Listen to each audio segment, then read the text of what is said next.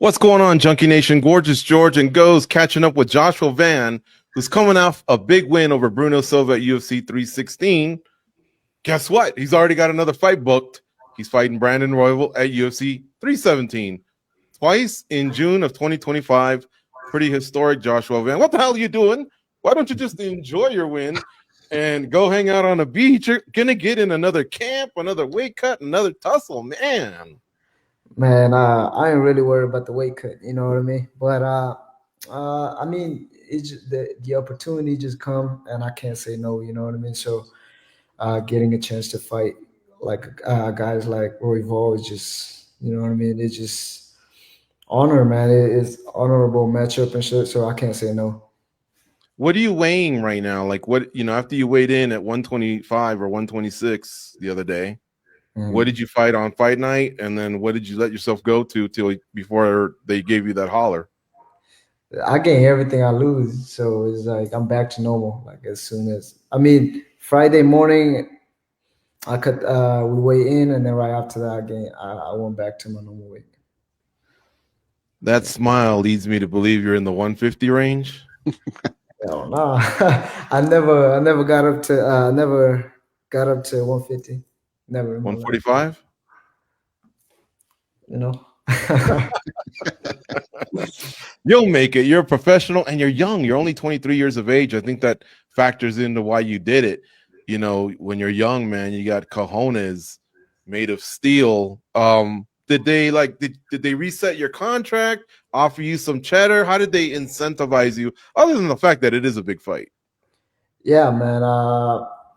It was just right now. You know what I mean. Me and my manager was talking about that. So of course, they definitely gonna give me a new contract.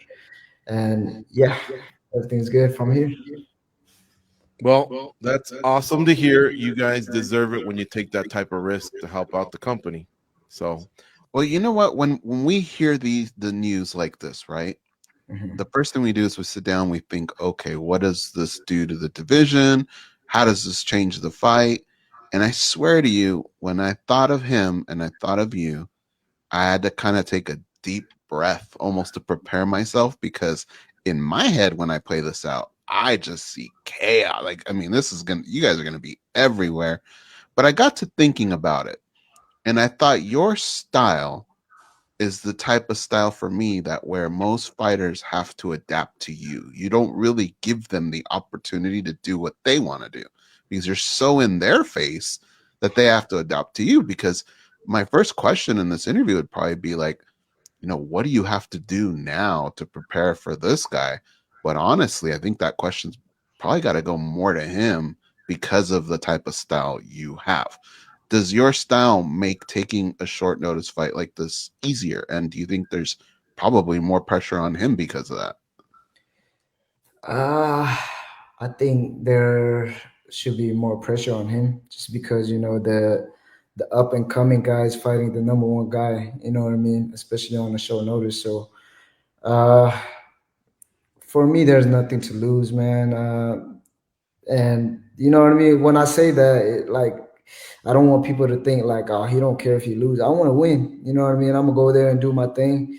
But I'm saying though, this is like one in a lifetime opportunity type shit. You know what I mean? So I'm gonna go in there, and 3 weeks is perfect fight camp for me. So this is a full camp, no excuse. But there's no pressure on me. It's all on him. What would you say if we look at Manel Kopp, who he was going to fight?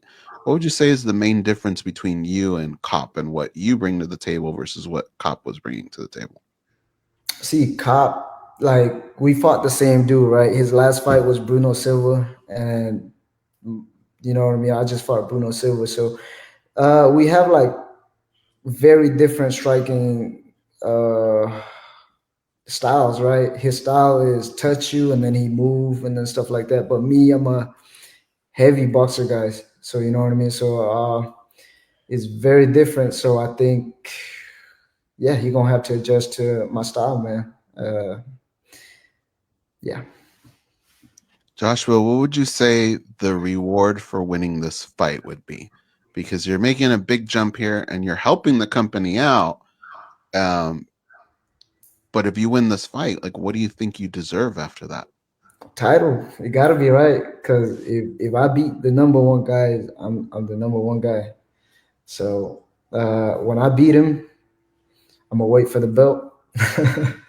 So that's the only fight I'm gonna do after that. All right, and then you guys are same management team, right? The who? You guys are on the same management team, Iridium. Yes, yes. Is that awkward? Have you guys ever had to do stuff together, representing the management team? And have you guys developed a friendship at all, trained at all, anything like that? Nah, I don't like training with people, man.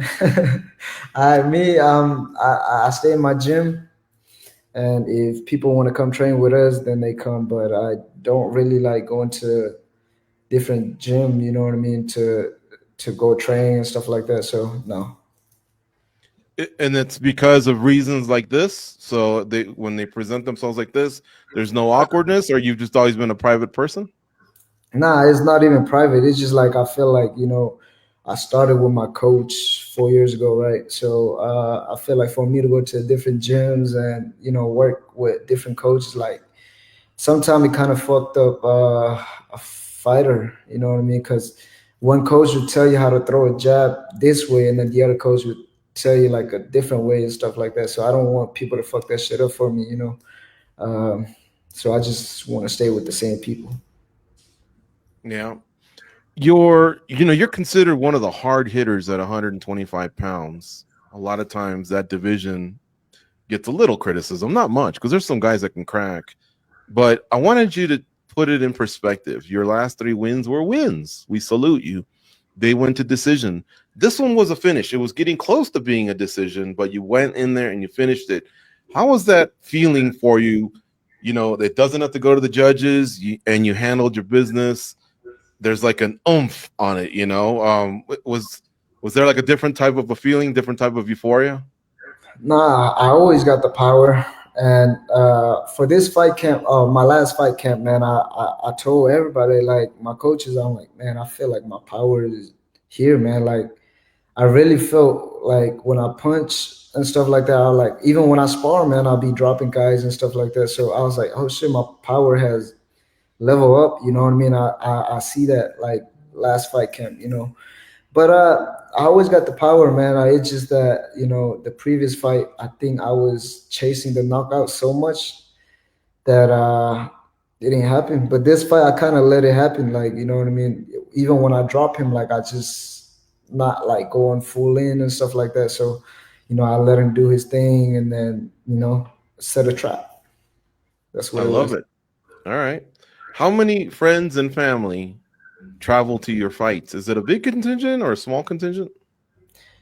My family is always there, like my moms and my sisters and stuff like that. But the teammate, man, they be coming up, man. Like Michael Aswell, I think you guys saw him. Like he fought a couple weeks ago. You Mhm. know what I mean? Yeah. He's always there in my corner. Sebastian, Alden. You know what I mean? They, if they have times, they always come to my fight. And that celebration you were telling us about that was interrupted by the phone call from Jason House, was that a celebration of your particular win, or was it another occasion? It was a surprise. I bought a house for my mom, and it was like a Oh, cool, party. man. So Dude, that's awesome. Congrats. thank you. Now you It can was buy a another one. surprise for her, like you handed her the keys and all that? Yeah, I mean, my mom want me to live with her and stuff like that. I'm still gonna live here, but like it's her house. You know what I mean? Yeah. Like, yeah, yeah. So, yeah, The reason I asked and tried to tie the questions together is because I'm sure they were happy, right? Cool, but 2 fights in 1 month, man. Like that's a lot of airlines and hotels, but it's probably got to be a little exciting too, right? yeah. And my mom is right now. She can't eat. She can't sleep. She was happy when we did the surprise, and then I was like, "Hey, mom, I got another fight." She was like, "Yeah, that's good." I was like, "In 3 weeks." She was like, "What?" So her face just changed right there and there. But yeah, she know what I'm doing. So She'll be there. yeah, she gonna be there every fight. That's cool. All right, Goes is going to finish up here with one last one for Joshua Van, our guest here, who won at UFC 316 versus Bruno Silva, and he's already got a fight at UFC 317 on June 28th versus Brandon Royval. All right, Goes, go ahead and finish up. And so, Joshua, I know you've had time to kind of process this and figure out Brandon Royval as much as you can. And you can't share all of your strategy, but in your mind, how do you see this finishing? How do you see this fight going for you? This is gonna be a tough fight, just because he got the same style I have, and he's longer and stuff like that. So he like pressuring guys too. You know what I mean? Just like I like pressuring guys. So it's gonna be who adjusts to uh, who style first. So I'm gonna have to adjust to his style before he did. Before he adjust to my fighting style. So you know what I mean. It's going depending on like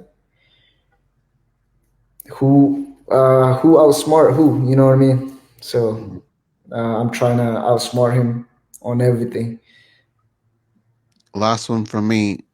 You just bought your mom a house, and when you did, I'm sure at some point you had to drive there, and there was a car in the driveway, but you got a new fight. That's more money. This next time after this fight, is that car going to be different? The one that pulls up into the new house? Has See, Joshua picked out a new whip? I just bought a new car before my last fight. Yeah. So, This like guy's one of us. I like to reward myself with a little something. Yeah, like yeah. So I just got myself a new Cadillac. So yeah, that was it. Oh, yeah? What's the model? CT5 Okay. Cadillac. Yeah. I'll have to look that up. Cadillac usually is like an older cat like me, you know. But Uh, do they have like a young model yeah. A new one. Like not. I like them classic car. Like them old school yeah, car. yeah. But you know what I mean? Like those type of cars, you gotta fix it and this and that. So I ain't got time for that shit. You know what I mean? But when I retire, I like to look into those classic cars. So it's a Cadillac CT5. Yes, sir.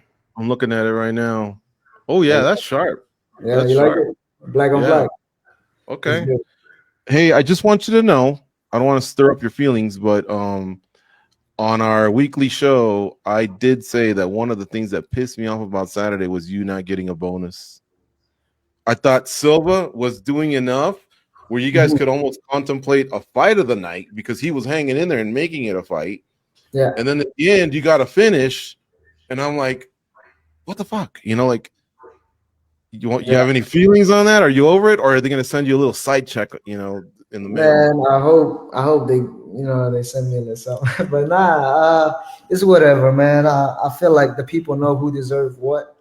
So I think I did enough for me to earn that bonus, but I'm not gonna trip over the things that I can't control. It's the boss man. Whatever he decide goes. So I'm not gonna trip over what I can't control. We'll leave it at that. Thank you for the time. Good luck in this next camp. And I guess we'll see you in Vegas in a few weeks. All right, man. I'll see you guys.